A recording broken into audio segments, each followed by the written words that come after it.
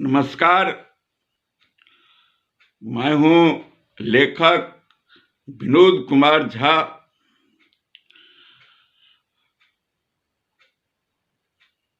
और इस वीडियो में मैं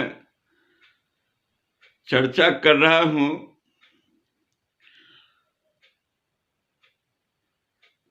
मानव की सबसे बड़ी शक्ति के बारे में, रोजी रोटी की जुगाड़ सबसे बड़ा धर्म के बारे में। धर्म और विचारधाराएं ब्राह्मणवाद, मनुवाद, मानववाद के बारे में। दुनिया के सबसे प्राचीन धर्म ग्रंथ, लिखित पुस्तक के बारे में। भारतीय संविधान, शासन प्रणाली, मानसिक गुलामी, जीवन की एक निश्चित जन उपयोगी दिशाएं के बारे में।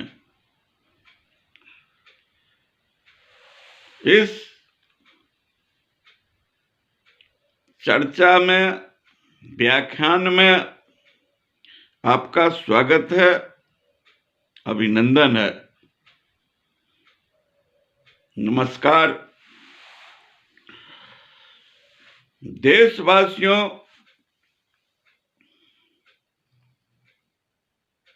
ज्ञान ही जीवन की सबसे बड़ी शक्ति है। यह किसी ज्ञानी व्यक्ति से ही प्राप्त किया जा सकता है। ज्ञानी व्यक्ति किसी भी जाति, धर्म, कुल, रंग, नस्ल, परिवार, भाषा, प्रांत विशेष में जन्म लेने वाले उत्सुक व्यक्ति को ज्ञान दे सकते हैं। खेद है कि हमारे देश में अधिकतर अनपढ़, गरीब, मजदूर, पशुपालक, किसान, आदिवासी, वनवासी, दलित, पिछड़ा वर्ग, बेरोजगार, असहाय, फुटपाथी दुकानदार, कामगार एवं अन्य लोग न तो अपने धर्म, आचरण, विचारधारा को अच्छे तरह से जानते हैं और न ही अपने देश, संविधान, समाज, पर्यावरण और तेजी से बढ़ते हुए सांस्कृतिक प्रदूषण को अच्छे तरह से समझते हैं। ना अच्छे तरह से जानते हैं।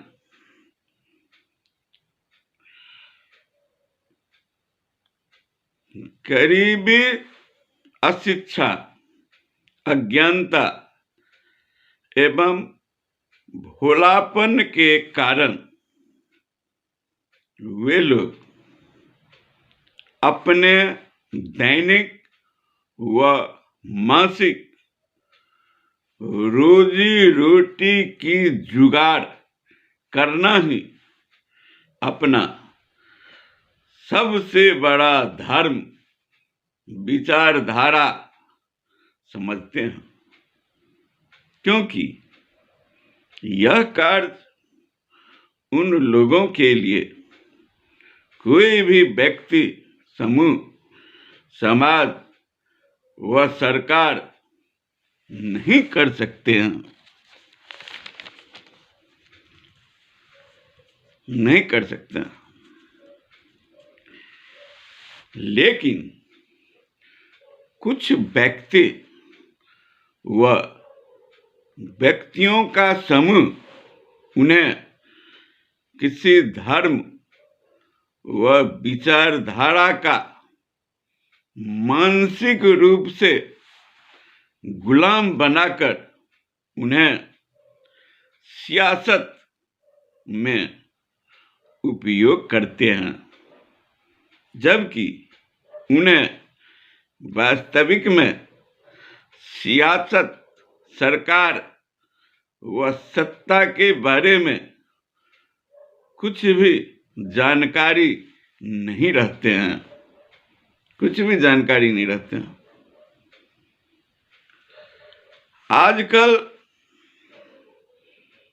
हमारे देश में ब्राह्मणवाद, मनुवाद, हिंदुत्व का प्रचार प्रसार, उसके पक्ष और विपक्ष में तेजी से चलाया जा रहा है और समाज को विभिन्न वादों, विचारधाराओं में बांटने की साजिश रची जा रही है, जो हमारे देश की एकता, अखंडता और लोकतंत्र के लिए बहुत खतरनाक हो सकता है।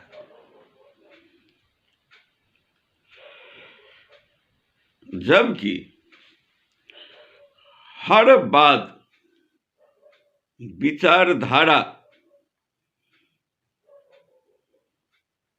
किसी विशेष व्यक्ति की परिकल्पना व देन है।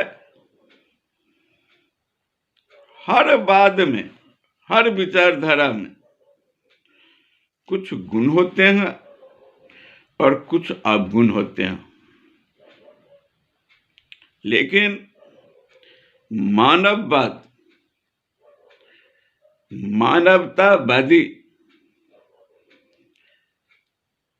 मानवतावाद में कोई भी अवगुण नहीं है। इस बात में सभी मानव प्राणी एक ही शक्ति की संतान हैं और हर मानव का कल्याण करना ही इसका ध्येय है, उद्देश्य है, लक्ष्य है। भारत में ब्राह्मणवाद कोई समस्या नहीं है। यदि नागरिक व जनता भारतीय संविधानवाद बन जाए, कारण हमारे देश में संविधान के तहत ही शासन प्रणाली चलती है। किसी ब्राह्मणवाद, मनुवाद, जातिवाद, नारीवाद एवं अन्यवाद के तहत नहीं। हमारे देश में ब्राह्मणवाद या मनुवाद कोई शासन प्रणाली नहीं है, कोई शासन प्रणाली नहीं है। ब्राह्मणवाद क्या? किसी नियम, कानून या परंपरा के तहत जब किसी व्यक्ति को उसकी जाति, धर्म, कुल, रंग, नस्ल, परिवार, भाषा, प्रांत विशेष में जन्म के आधार पर ही किसी कार्य के लिए योग्य या अयोग्य मान लिया जाए, तो वह ब्राह्मणवाद या मनुवाद कहलाता है। लेकिन हमारे देश में ऐसी कोई बात नहीं है। यहाँ तो भारतीय संविधान के तहत योग या अयोग माना जाता है। याद रखें, हिंदू धर्म दुनिया का सबसे बड़ा प्राचीन धर्म है, जो सिंधु सभ्यता एवं सरस्वती महासागर यानी जलाशय के किनारे सदियों से बसे हुए राज्यों व लोगों का धर्म रहा है, मूल धर्म रहा है, जिसे सनातन धर्म भी कहा जाता है, जिसका कभी अंत नहीं हो सकता है, जिसका कोई जन्मदाता नहीं है, जिसका संबंध मानव की उत्पत्ति से ही है, मानव की उत्पत्ति का इतिहास से ही है। इसका सबूत है वेद, इसका सबूत है वेद। वेद का अर्थ भी ज्ञान होता है। वेद को किसी जाति विशेष का व्यक्ति मानव नहीं बनाया है।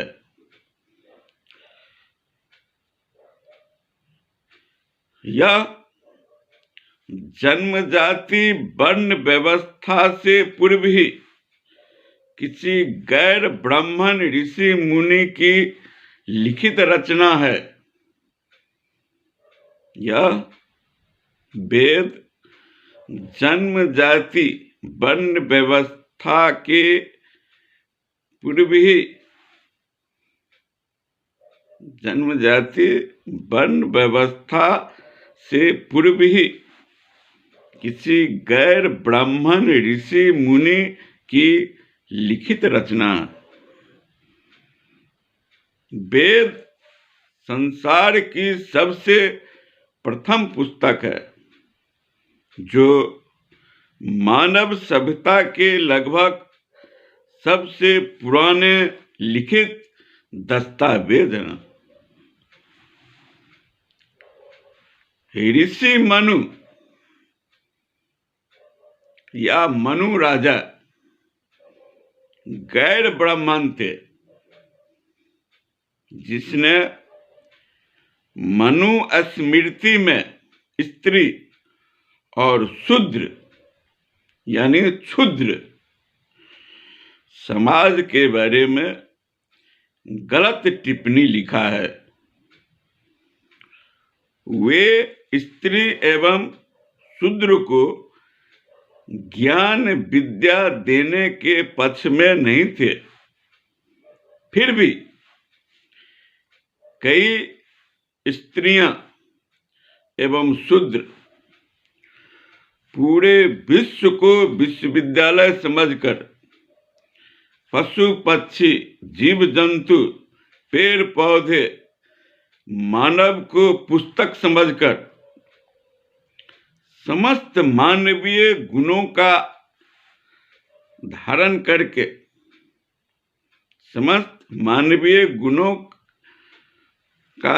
करके आत्मज्ञान प्राप्त करके विश्व ज्ञानी मानव बन गए।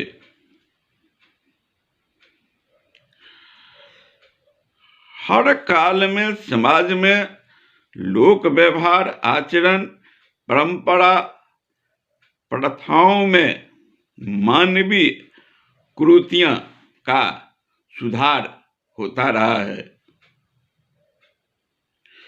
याद रखें, इस संसार में मानव के सभी आचरण मानव स्वयं बनाए हैं। किसी प्राकृतिक शक्ति वह ईश्वरीय शक्ति उसे नहीं बनाया है। यह 100% सही है।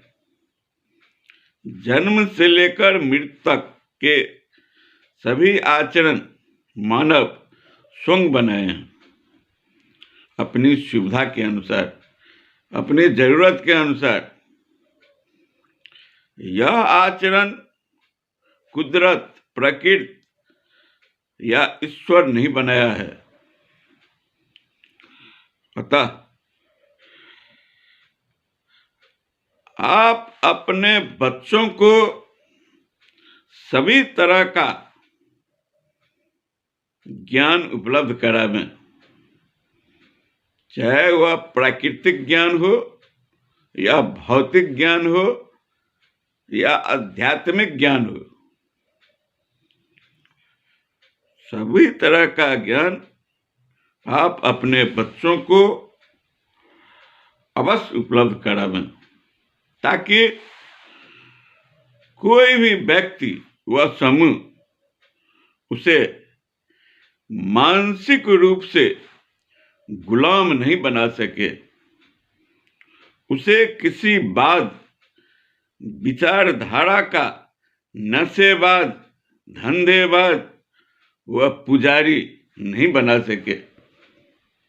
उसे स्वतंत्र रूप से सोचने व समझने की शक्ति, बुद्धि और विवेक हो सके। वे अपने जीवन की एक निश्चित उपयोगी दिशाएं स्वयं निर्धारित कर सके और समाज के लिए, परिवार के लिए, देश के लिए, अपने लिए उपयोगी हो सके, लाभदायक हो सके, फलदायक हो सके। यही हमारी मंगल कामना है। इसलिए आपसे अनुरोध है कि आप अपने बच्चों को सभी तरह का ज्ञान जरूर उपलब्ध करावें, ताकि आपके बच्चे किसी भी विचारधारा का मानसिक रूप से गुलाम नहीं बन सके। धन्यवाद। विनोद कुमार झा, लेखक, कवि, गीतकार, प्राध्यापक।